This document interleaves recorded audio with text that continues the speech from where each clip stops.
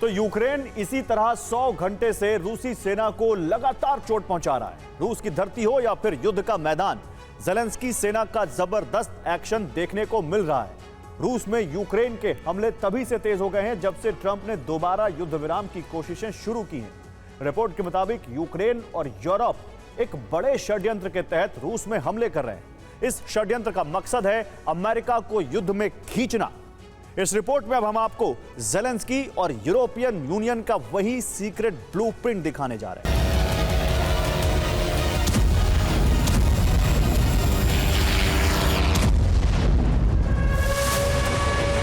रूस में विनाश की जो भयावह आग भड़की हुई है वो यूरोप और यूक्रेन के षड्यंत्र का परिणाम है।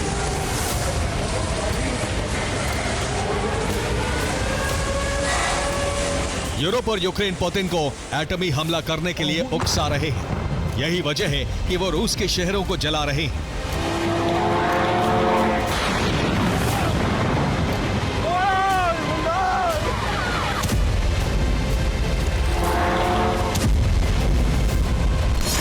यूरोप और यूक्रेन चाहते हैं कि पुतिन इतना भड़क जाएं कि अपनी सेना को परमाणु हमले का आदेश दे दें।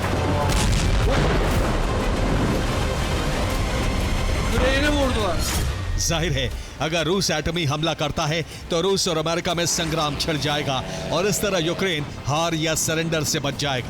रूस और अमेरिका में जंग छिड़ी तो यूक्रेन की जमीन भी बच जाएगी।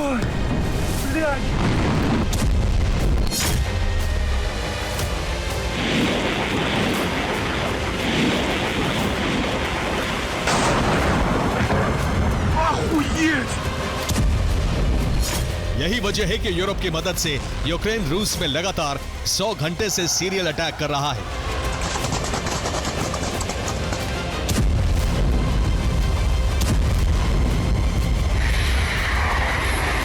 ट्रंप के 28 सूत्रीय शांति प्रस्ताव के सामने आने के बाद यूरोप और यूक्रेन कुछ ऐसा करने का प्रयास कर रहे हैं जिससे पुतिन और ट्रंप में तलवार खिंच जाए। इसी षड्यंत्र का नतीजा है रूस में यूक्रेन के नॉन-स्टॉप ड्रोन हमले।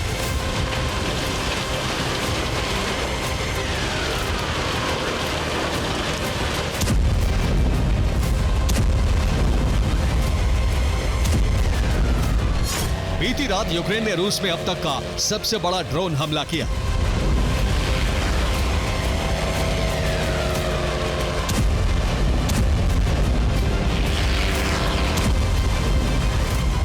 रिपोर्ट के मुताबिक यूक्रेन ने कुछ ही घंटों के अंदर रूस में 700 से ज्यादा ड्रोन फायर कर दिए।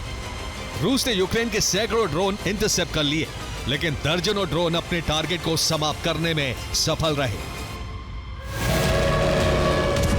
यूक्रेन के हमलों के बाद रूस के 1 दर्जन शहर जल रहे हैं।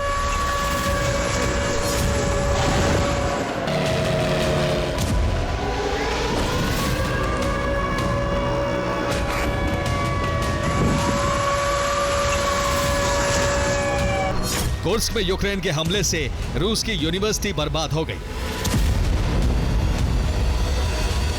रूस के समारा में एक के बाद एक कई धमाके हुए, 7 इमारतों में आग लग गई।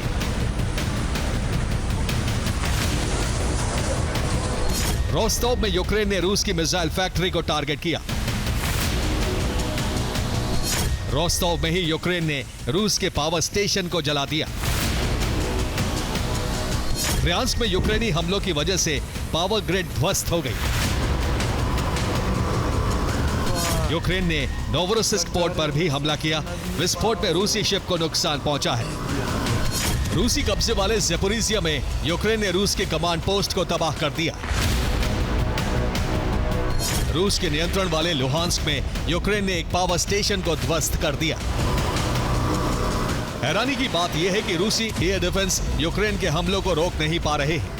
सूत्रों के मुताबिक रूस में यूक्रेन के हमले इसलिए सफल हो रहे हैं क्योंकि युद्ध में अब यूरोप के सैन्य कमांडर्स ने मोर्चा संभाल लिया है। तो यूक्रेन युद्ध में न सिर्फ यूरोपीय यूनियन के कमांडर पहुंच चुके हैं, बल्कि उन्होंने रूस के खिलाफ युद्ध की कमान भी संभाल ली है। ओपन सोर्स इंटेलिजेंस के मुताबिक यूरोपीय देशों के दर्जनों सैन्य कमांडर यूक्रेन पहुंचे हैं। यूरोपियन यूनियन के कमांडर्स ने यूक्रेन में कई जगहों पर अपने स्टेशन बना लिए हैं। यूरोप के कमांडर्स अब इन्हीं स्टेशन में रहकर रूस पर हमलों की प्लानिंग कर रहे हैं। रिपोर्ट के मुताबिक अब यूरोपियन यूनियन कमांडर्स ही रूस में अहम टारगेट फिक्स कर रहे हैं। यूरोपीय यूनियन के कमांडरों के निर्देश पर ही यूक्रेनी फोर्स रूस में हमले कर रही है।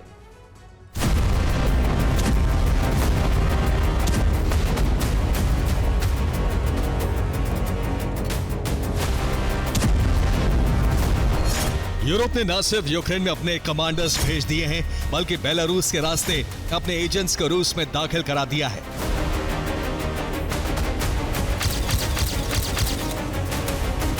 यूरोप के ये एजेंट अब रूस के संवेदनशील सैन्य ठिकानों की जानकारी भेज रहे हैं। इस जानकारी की मदद से यूक्रेन में बैठे यूरोपीय कमांडर उसे टारगेट कर रहे हैं।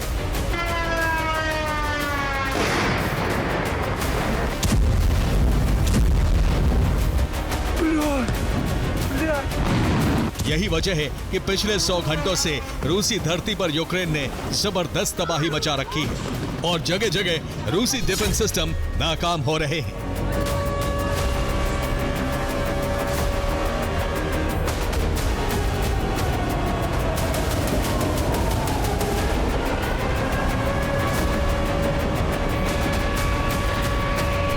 यूक्रेनी एयरफोर्स अब बॉर्डर से सटे रूसी प्रांतों में मिराज फाइटर जेट से जीबीयू बमों की बरसात कर रही है।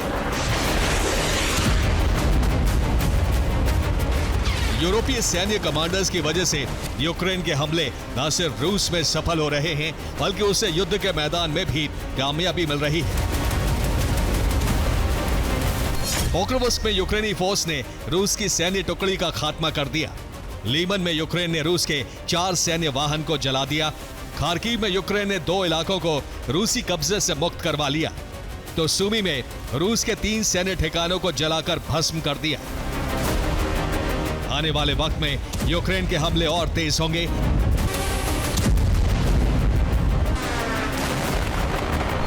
क्योंकि नेटो यूक्रेन को 44,680 करोड़ रुपए और IMF 73,278 करोड़ रुपए की मदद देने जा रहे हैं। इतना ही नहीं, यूरोपियन यूनियन यूक्रेन को 1,760 करोड़ रुपए का हथियार देगा। नेटो, IMF और यूरोप की इसी मदद से यूक्रेन युद्ध की आग को भड़काने में जुटा है। ज़ेलेंस्की पुतिन को एटमी हमले के लिए उकसा रहे हैं, ताकि परमाणु हमले के बाद अमेरिका यूक्रेन और यूरोप की रक्षा के लिए युद्ध में उतरने को विवश हो जाए।